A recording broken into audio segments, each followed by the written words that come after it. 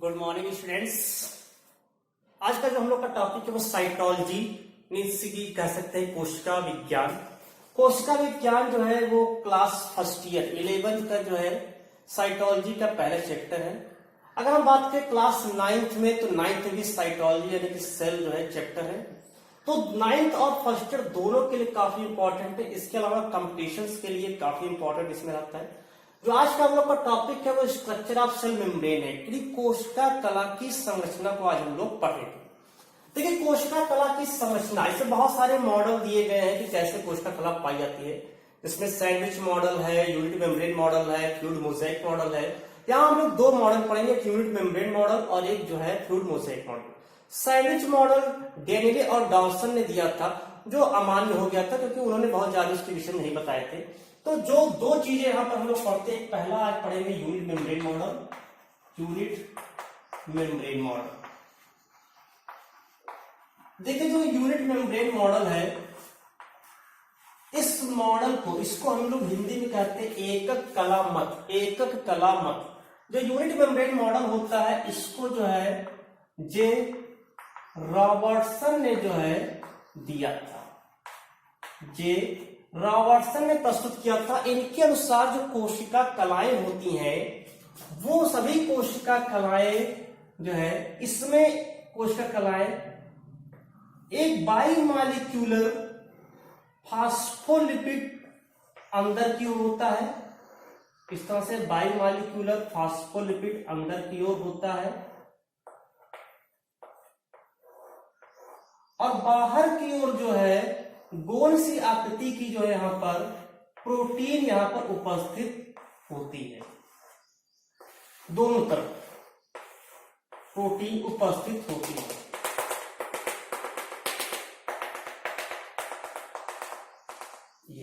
इन्होंने ये भी बताया कि जो इसमें फास्फोलिपिड लेयर होता है बाइमॉलिक्यूलर, ये 35 एंगस्ट्रॉम मोटी होती है, जबकि प्रोटीन जो होता है ये 20 एंगस्ट्रॉम और ये वाला भी जो होता है ये 20 एंगस्ट्रॉम मोटी होती है।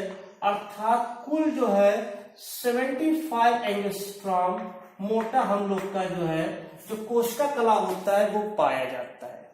इसको यूनिट मेम्ब्रेन मॉडल कहा गया।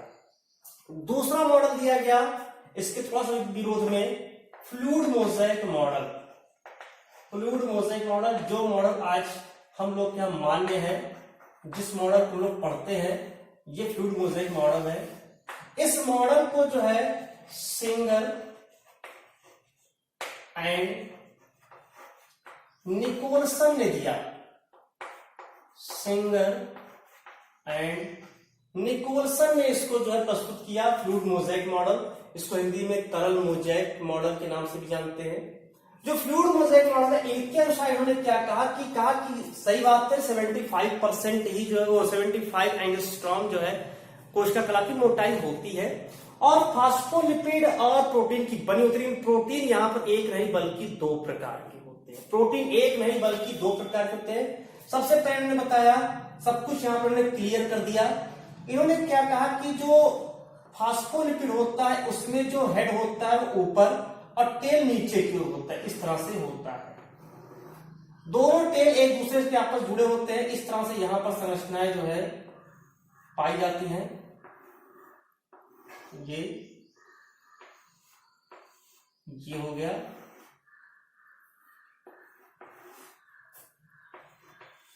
और इन्होंने एक चीज अभी और प्रोटीन में इन्होंने थोड़ा सा स्पेशल चीज बताए थे तो उसको भी देख लेते हैं। ये पहले फिगर बन जाए।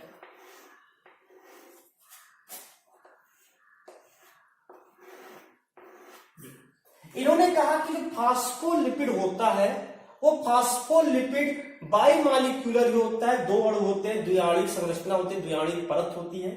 उसमें जो टेल होता है वो एक दूसरे की विपरीत दिशा में होते हैं, जबकि हेड उसके एकदम अपोजिट में रहते हैं।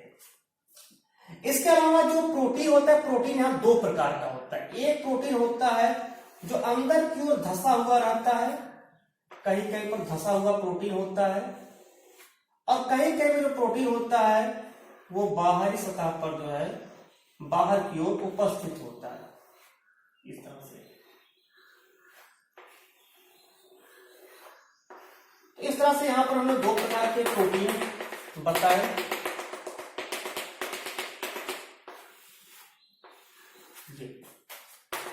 इन्होंने कहा कि जो बाहर होता है इसको पेरिफेरल प्रोटीन कह सकते हैं, पेरिफेरल, या इसको एक्सट्रिंसिक प्रोटीन कह सकते हैं, एक्सट्रिंसिक प्रोटीन कहते हैं। और जो अंदर होता है इसको जो है, ये जो पार्ट है यहीं से दर्शा देते हैं, इसको जो है इंट्रिंसिक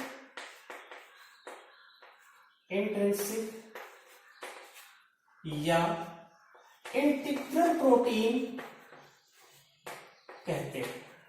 इस तरह से मैंने बताया कि दो प्रकार के प्रोटीन होते हैं, एक परिधीय प्रोटीन होता है, दूसरा समाकल प्रोटीन होता है। जो परिधीय प्रोटीन होता है ये लगभग 20 से 30% ये होता है, जबकि जो इंटीग्रल प्रोटीन होता है ये लगभग 70 से 80% भाग होता है किसी भी कोशिका कला में उपस्थित होता है।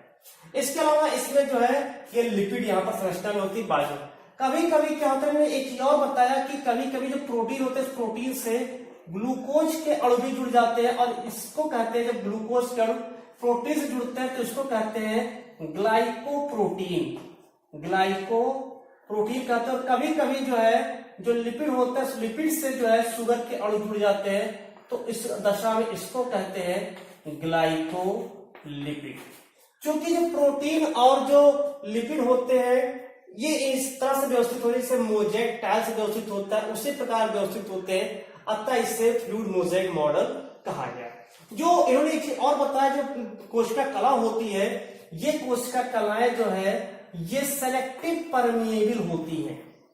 जो हम लोग की प्लाज्मा मेम्ब्रेन होती है ये सेलेक्टिव परमिएबल होती है। ऐसे नहीं कि चाहे जो भी चीजें आए और उसको आने देंगी, चयनात्मक पारगम्य कला की भांति कार्य करती है, जिसको जो इसके जो है पार जाने की क्षमता होगी जिन पदार्थों की, उसी को जो है आने जाने देंगे।